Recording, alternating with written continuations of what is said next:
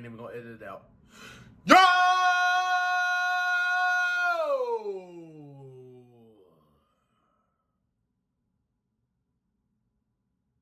What's good, y'all? It's Project Man. Today, it's preview and predictions times for WWE's Bash in Berlin, their PLE in Germany, Berlin, Germany. So here we go. Preview and predictions. I don't need no notes. I don't need no looking on a website to see what matches there are because there's only 5 matches. So we're keeping the short 5-match format. I guess because quality over quantity, right? Rather than stacking the card with a bunch of matches, why not just do a lot with the matches you have? I guess you could say, and it gives them more match time, even though those ads be running crazy on them PLEs. But anyway, here we go. I'm gonna start off with the match that kind of is not even predictable, but just people don't care for it as much. I'm going to go start with Alba Fire and Isla Dawn versus Bianca Belair and Jade Cargill for the WWE Women's Tag Team Championships. Now, I would think that it would just be Bianca and Jade retaining because, getting the belts back, new champions, because the whole reason why they put it on Unholy Union, which is their tag name, Unholy Union, is because they wanted to give at least one Scotsman or Scotswoman, and at Clash at the Castle, they wanted to at least give one Scottish person the win. And it turned out being them, because Piper wasn't going to beat Bayley, and Drew could have beaten Damian, but they wanted to forward the storyline with Drew McIntyre. So that's why they got the belts, and to make them not too much of a transitional champion, they did have them hold it for like a little while. I think Clash at the Castle was in June. Yeah, it was in June. So June, July, and August. So yeah, it's still a short title reign, 2 months and some change, but they kind of wanted to, I guess, I can't say give them the proper respect because they didn't really do anything with their title reign or make their matches important or memorable. But I would think Bianca and Jade would get them back. Like I said, the whole reason why they did is to give at least one. They were the only people who could have won at Clash at the Castle in Scotland as obviously Scottish people. So that's the whole reason why they gave it to them. Unfortunately, they have not given them any proper care with their booking, but that's a whole nother story for another day, and that could be a whole nother video. But I'm going to go with Bianca and Jade getting the belts back just because unless they want, and I kind of think this would be kind of soon, or as far as like getting the crowd to care about it, but unless they wanted to do something where like a Bianca turns heel on Jade at the pay-per-view and that's how they retain, I don't really see any other way that they would not win the titles back. And like I said, I don't think they featured them. I don't think they featured them enough as like a star tag team for you to say that. Or I guess you could say like featured highly enough as far as like, oh my God, the fans need to be so deeply connected to these two to where a turn would even like cause any real sympathy. But I'm gonna go with them getting the belts back because unless like Bianca turns heel, that's the only way I could possibly see them not winning them back. But moving on to the next match. I just realized I don't think there's any mid-card or tag matches on this card. That's crazy. Like, none of the mid-card titles, U.S. or Intercontinental, and the tag belts. None of the tag belts are on this anyway. Which, speaking of tag, we're going to go ahead and go into the Judgment Day, the new Judgment Day of, Carlito and Finn and JD Funk Pop and Liv and Dom will be in this match specifically. But Liv and Dom from the new Judgment Day will be facing Damian Priest and Rhea Ripley, the Terra Twins, as they have called them. I think Terra Twins of Damian Priest and Rhea Ripley are winning this match because if you think about it, if Liv already beat Rhea at SummerSlam due to the Dom turn, that would not make any sense for them to beat Terra Twins, right? That wouldn't make any sense for them to beat them again because then it's like, okay, how does the baby faces get any type of momentum if they lost back-to-back like that? Because if y'all remember, at SummerSlam, Rhea Ripley and Damian Priest lost their respective world title matches. Damian Priest was the champion and he lost his belt. Rhea was the challenger and she didn't get the belt back. So with that being said, that doesn't make any sense for them to then lose again. And then, obviously, they've been doing good on Monday Night Raw, teasing, right? One time they got the advantage on them, and then the next week, they got a little bit, right? They got the hands on Dom a little bit, but then ultimately he got pulled away. So, obviously, when they do something like that, they're trying to wait for the big PLE moment, which is just wrestling 101, right? Wait for the big moment for the baby faces to truly get their get back, right? They get a little bit, get an inch of it, but the full thing, you wait to the pay-per-view. But I'm going with Terra Twins winning this one because, like I said, if you just know wrestling booking, that's how this works. Now, after this, I think maybe they'll have Rhea and Liv at Bad Blood in October. I think that's what they're going for them, for that to be the time that Rhea does finally get the title back. Unfortunately, Liv's title reign has been doing great as far as storylines, but as far as defenses that we remember, unfortunately, it has not been memorable in that aspect. But we're predicting by how they've been booking it that she might lose it at Bad Blood and maybe like a Hell in a Cell or some type of dangerous match against Rhea Ripley. But yeah, the tag team of them getting it back, Dama obviously is going to get some major heat in Berlin.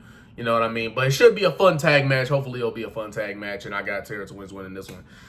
All right, here we go. Non-title match for this one. We're going to go with the strap match between CM Punk and Drew McIntyre.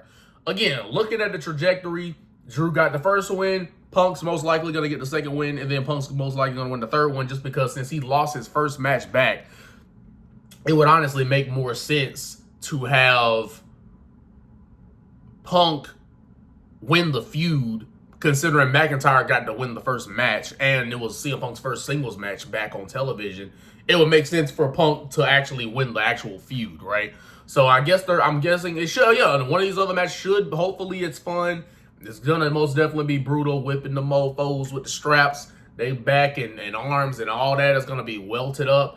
And no doubt, I got Punk winning this one. I just don't see them having him lose back-to-back like that. But honestly, it should be a good, fun matchup, man.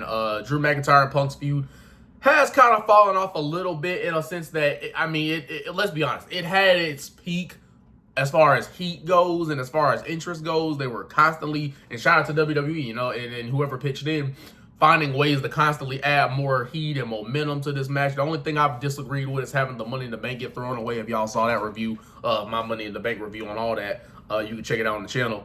But other than that, I've kind of enjoyed everything else they were doing. And then it kind of got to the point where like, now we're kind of not able to really get something else going, So that's why they had the attack this past week. And so they're kind of out of ideas as far as this feud, but hopefully they can come up with something coming out of this strap match. And like I said, I do think Punk will win this match, and ultimately I do think Punk will win this feud, man. And they're probably going to have some type of, whether it's 3 stages of hell or some, first blood, whatever. They're probably going to have some type of feud-ending match, like a last man. I always say like last man standing, Hell in a Cell, those, or I Quit matches. Those are to me usually matches that are like feud-ending matches. So all of them don't have to be Hell in a Cell. To me, the top 3 are like I said, last man standing, Hell in a Cell, and I Quit matches. To me, those are all like ending the feud type of matches. But that's all I gotta say for that match. Here we go. Yeah, I ain't gonna keep y'all here long because it's only like 5 matches, so I'm not even gonna keep you guys here long at all. Now we're gonna go into the world title match between Gunther and Randy Orton. So Gunther, obviously this is gonna be his first title defense on television against Randy Orton. So Randy Orton's obviously a veteran. Randy Orton's obviously a legend. And, this past week he talked about how much the World Heavyweight Championship meant to him. And I thought that was pretty cool that they had him talk on the fact that it's not just a World Heavyweight Championship match, right? It's not just Randy Orton going for a world title, right? Because he's won so many of them. So, right, it's not like just him going after the world title. I mean, he was the youngest ever world champion in WWE. And he won that title to get that accomplishment or accolade or whatever you want to say. He got that statistic. There we go. He got that statistic of being the youngest world champion in WWE history from winning that title, that world title. And then on top of that, he was also the last person before they brought it back. He was the last person to win that world title. He was the last person to hold that world championship because remember, he had the unification match with John Cena in like 2014. So 10 years ago, he unified that World Heavyweight Championship with the WWE Championship. And now they brought it back. And he was the last champion prior to them bringing it back. So I like that extra added on history there that Randy Orton gave the context to this past week on Monday Night Raw, making the match that much more important rather than it just being, oh, I'm going after Gunther because, my shoulders were, not off off the mat. He made it more than that, right? It was just, that was the segue to getting the match, but it means more than that to him. So I obviously think Gunther's going to win this. Hopefully after this, we get a Randy Orton heel turn and we start cooking up with a long-term feud and storyline with him and Cody. Because let's be honest, there's so many top baby faces in the company, and Randy Orton is the much needed and is really the only person right now that would make sense / can afford to turn heel, even though the crowd is singing this song. And that they obviously have the love and respect for Randy Orton, but let's be honest, we all know, especially if you've been watching WWE for the last freaking 10 to 15 years, Randy Orton's much better as a heel, does his best work as a heel, and is meant to be a heel, especially in this world that we live in now with all these baby faces, with freaking Cody and Roman now is up there as their baby face, right? LA Knight, Randy Orton himself right now, Jey Uso, Sami Zayn, Seth Rollins, CM Punk. Did I say Cody Rhodes? I might not. I don't even know if I said Cody Rhodes. Sheamus is technically one of their top baby faces. So that's how many people, right? Cody, Roman, LA Knight, Kevin Owens. I think that's who I forgot. Randy Orton, Seth Rollins, Jey Uso, Sami Zayn, CM Punk, and freaking I guess you could say Sheamus and or Damian Priest, right? You could probably put Priest up there as one of them. So that's like 10 baby faces I just named. And the only top heels they have is like 5, right? Only top heels they have is like Judgment. I kind of Judgment Day kind of make us a collective. Like you could say Dom, but I kind of make it a collective. Like him with the Judgment Day is a top heel. So maybe I guess you could say Dom and Finn, but since they're associated with each other, I don't count them separately.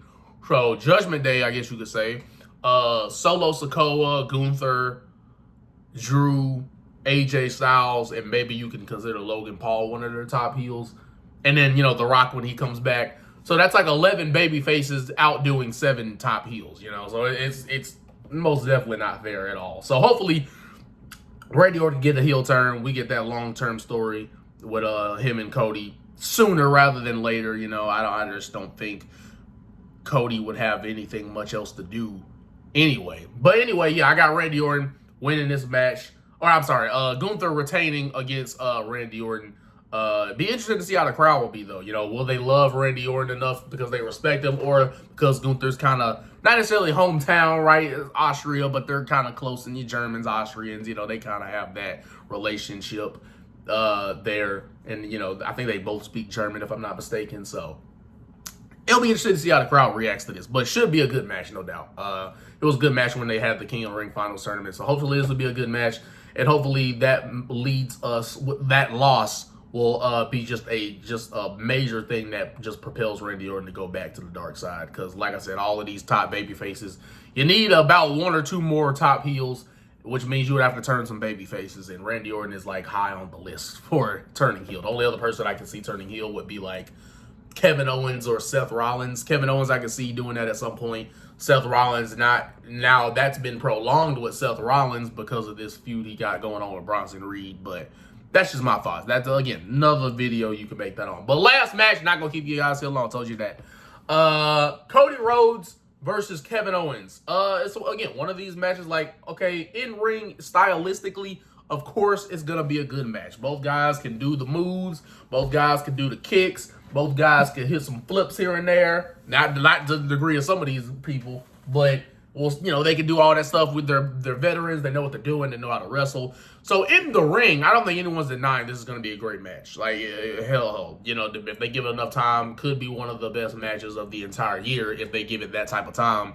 So both guys can perform in the ring. Both guys can do the moves. The major problem with this is that there is no story. There is no storyline. It's just a friend giving another friend a title shot, and that's it. It's like, I wish they would have talked some trash about each other, just because if they would have talked some trash about each other, like how you would in any boxing fight, right? Even if you guys are both liked by the crowd, you can still talk trash about each other. You can still get underneath each other's skin, right? You can make it like a dissension thing where, like, yeah, respectfully, and then say something bad about them, and then, respectfully, and then say something bad about you, and it's like, okay. So then you can make it, because y'all remember when Cody Rhodes and CM Punk leading into the Royal Rumble this year, they were both baby faces, but they cut a great promo against each other where you're like, dang, I want to see a Cody CM Punk match. But they were both baby faces talking trash about each other. Right? Showed each other respect initially, but then they took their jabs at each other. I wish they would have done something similar with Kevin Owens, because Kevin Owens is supposed to be like he's a